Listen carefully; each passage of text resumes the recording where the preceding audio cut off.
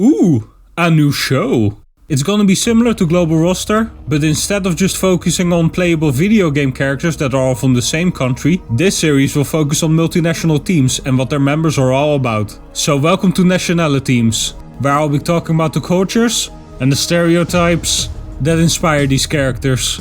Let's start off easy with the Association of World Super Men.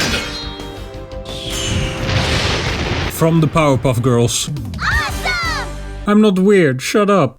It's a men's only superhero organization that appears in the episode Members Only. In short, the episode is about the girls trying to join the team. The team's leader, Major Glory, allows them to try out as a joke, but as it turns out, the girls are way better at everything than any of the men are. But even though they crush every test, they're not allowed to join. Men's only, remember? No girls allowed. They get made fun of and go home, then a giant space villain appears that can be defeated by the men cause The more men that you bring against me, the harder I become. So the girls come in to stop the villain by rubbing some hot pussy on him, and the episode ends with the men joining the Powerpuff Girls becoming the Society of Associated Puffketeers. Standard cartoon plot stuff, solving sexism by being racist. Personally, I prefer to do it the other way around, but whatever. Could it be? It is! The AWSM's founder and chairman, America's favorite son, the captain of capitalism, Major Glory! Hi, kids. Buy my action figure. The leader of the AWSM, and also the Justice Friends, Major Glory is your typical all-American patriotic superhero. Hell, Uncle Sam is literally his uncle. He has a red, white and blue costume with stars and stripes like the American flag, and the second part of his name, Glory, is taken from Old Glory, one of the nicknames for the flag and also commonly used in other superhero names, like Captain and General.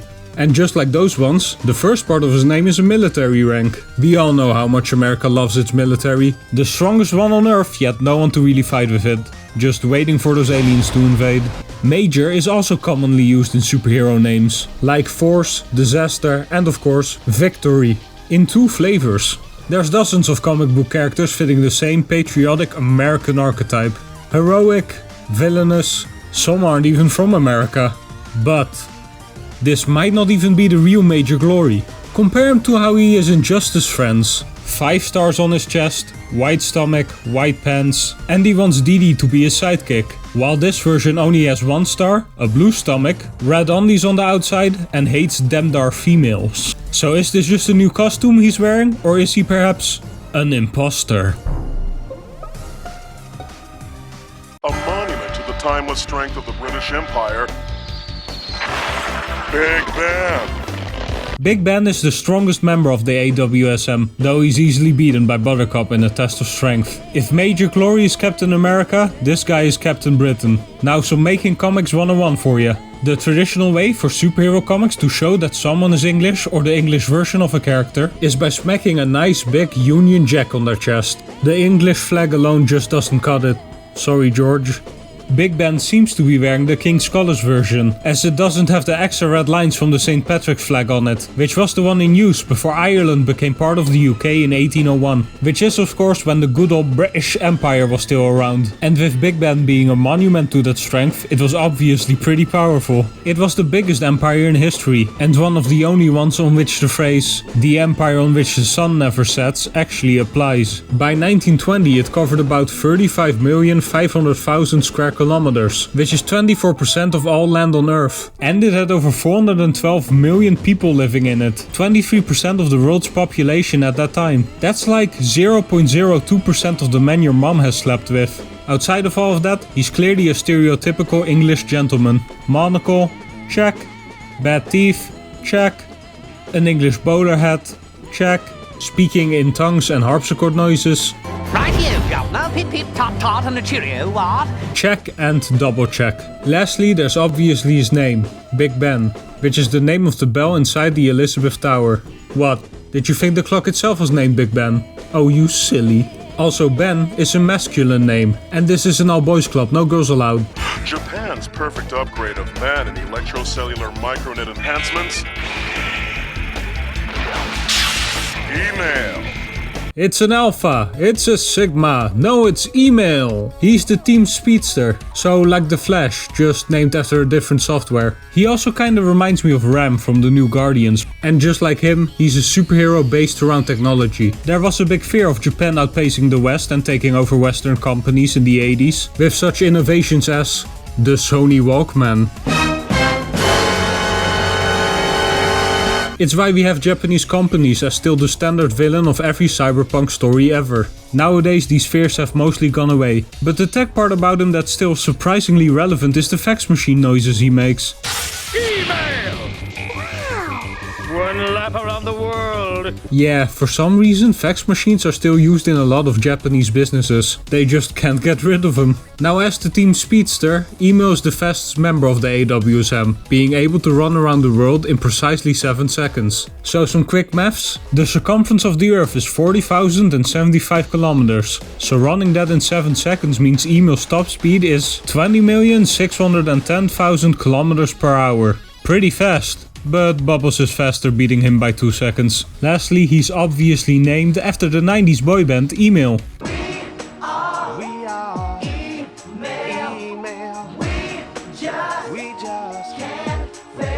Get it? They spelled mail like the other version of mail. Cause this is an all boys club, no girls allowed. The Caribbean Crusader, the Atlantean Lion. Ya-Mon. Though not specified as he's just vaguely put as being from the Caribbean, Ya-Mon is most likely from Jamaica. You can tell cause he's dressed as the Jamaican flag.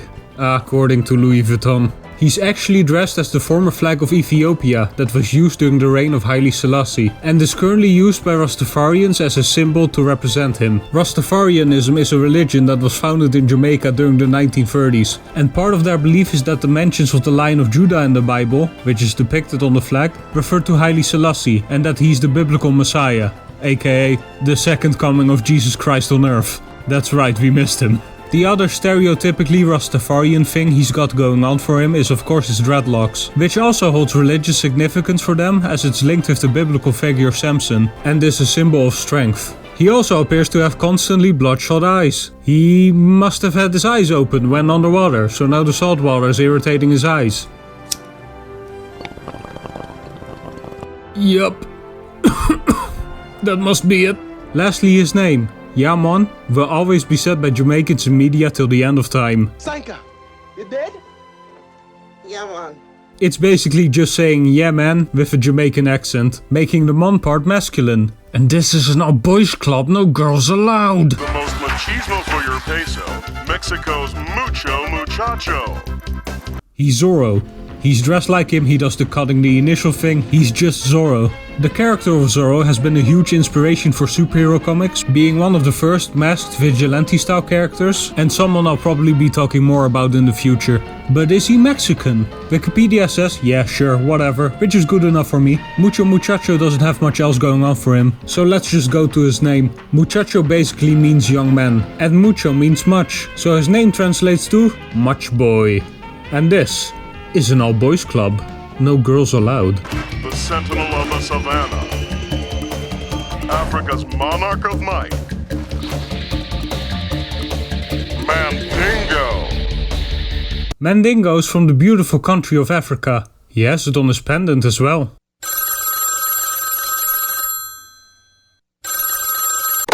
Hello? What's that? Africa is a continent? 54 countries you say? Well, looks like there's been a mistake here, but I can't say I'm surprised. African countries often get lumped together as one big homogeneous culture, and Mandingo is just a stereotypical half-naked African man. But still, I'm gonna try and figure out where he's from with what little information we're given. So let's see. Mandingo is the name of an ethnic group from Western Africa, though now more commonly referred to as Mandinka rather than Mandingo. They're the largest ethnic group in the Gambia, but the largest amount of them live in Guinea. So, which is he? If only there was some really stupid way to decide this. Coming to the stage, we have a very special guest tonight. Give it up for my main man, Mandingo! Oh yeah, Mandingo is also a slang term for black men with huge dick. So we just have to compare average penis length of each country and the biggest wins. So drum roll please. The Gambia wins. cause I couldn't find any data on Guinea. Hooray! One last thing about the name is that it starts with man, and this is an all boys club, no girls allowed.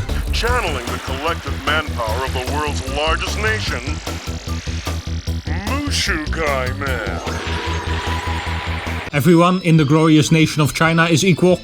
But this guy is more equal than others. Looking at him, he looks like a member of the Chinese Red Army, which were the armed forces of the Chinese Communist Party. With his military cap and wearing the flag on his chest minus the hammer and sickle, they were already taken by Comrade Red. His power also reflects this, having the collective strength of the population of China. The same power as Marvel's collective men. Now for another round of quick maths, let's say the average lifting strength of a person is 60 kilograms. Now we multiply that with the population of China in the year 2000, which had 1,263,000,000 people at the time. That's like half the men your mom has slept with, which puts him at a lifting strength of 75,780,000,000 kilograms. And remember, Big Ben is supposed to be the strongest member, and Buttercup is even stronger than that. I'm starting to feel like I'm presenting an episode of Death Battle. Lastly, his name, Mushu Gai Man, is a pun on Mushu Gai Pan, or Mugu Gai Pan. The name of a chicken dish. Insert your own joke about a communist being named after food here. Anyway, Pan becomes man, though it already had guy in the name, so it's double masculine now, like He-Man. And this is an all boys club, no girls allowed. Throwing all the shrimps on the Barbie, Australia's down under mate. Rounding out with Unda doesn't have a whole lot going on for him. He's got the standard bush safari outfit and boomerangs, and that's about it. And that isn't a bad thing, it's just what all Australians are like. And I do mean all of them. Like Boomerang, Captain Boomerang, Kaboomerang, and Boomslang. That last one sounded better in my head. So, the name. The first part comes from the land down under, which is what Australia is sometimes called because of its location, and it's also the title of a very catchy song. And mate is what every Australian calls each other always. Well, there's also the other one. The feminine one. The one YouTube doesn't want me to say. Anyway, mate is masculine and this video is over. So thank you for watching. This is the part of the video where I ask you to like, comment and subscribe, because I don't know how else to get you to do it. I hope you enjoyed. I've got some ideas what to cover next in the series. So, yeah. Bye-bye. Brooklyn, the don't forget Jeremy and George, thank you all over the world.